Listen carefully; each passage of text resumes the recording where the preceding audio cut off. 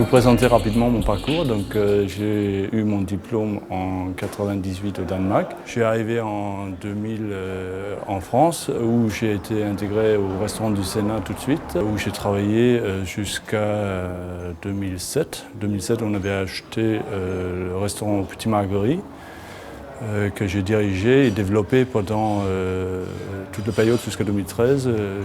On a fait un deuxième Petit Marguerite à côté, on a fait un deuxième de l'autre côté de Paris, dans l'avenue des Ternes. Puis en 2013, j'ai eu 40 ans et puis j'ai décidé de plaquer le tout et recommencer tout à Nevers. Pour avoir le même style de restaurant, avec la même allure, la même envergure, la même capacité d'accueil à Paris, financièrement, je ne pourrais pas.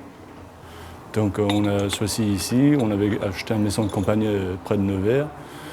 C'était un changement de vie, c'était un changement de cadre de vie, c'était un changement de rythme, c'était une envie de faire autre chose, rentrer dans un milieu plus rural, si on peut dire. Changer le stress parisien et puis essayer de faire toujours le même métier mais avec une autre approche.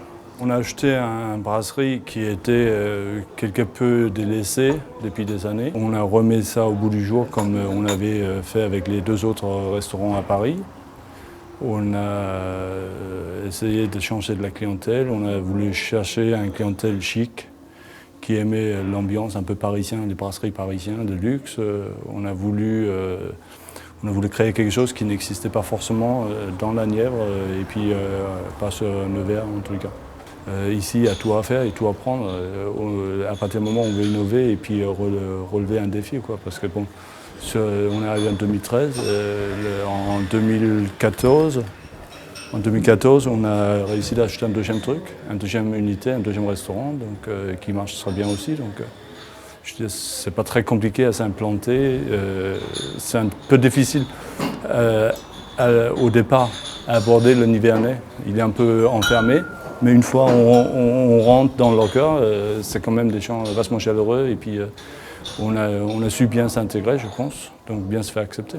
Si vous avez envie de faire quelque chose, si vous n'avez pas peur de travailler, si vous n'avez pas peur de vous investir dans ce que vous faites, il n'y a pas de raison pourquoi vous ne prendrez pas un part de marché. Aujourd'hui, les gens cherchent des trucs, des produits frais, ils cherchent des produits de qualité, ils cherchent une traçabilité, ils cherchent souvent des produits. Enfin, je pense qu'un de nos atouts, c'est qu'on a su utiliser des produits bio bien souvent, parce que je pense que c'est un atout. On a utilisé pour la plupart de nos produits aussi des circuits courts.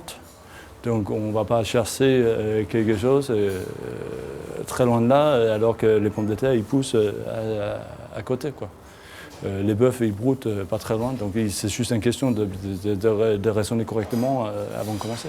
Je suis très confiant, oui, pour l'avenir et je suis très enthousiaste. On est très content de ce qu'on a entrepris pour l'instant.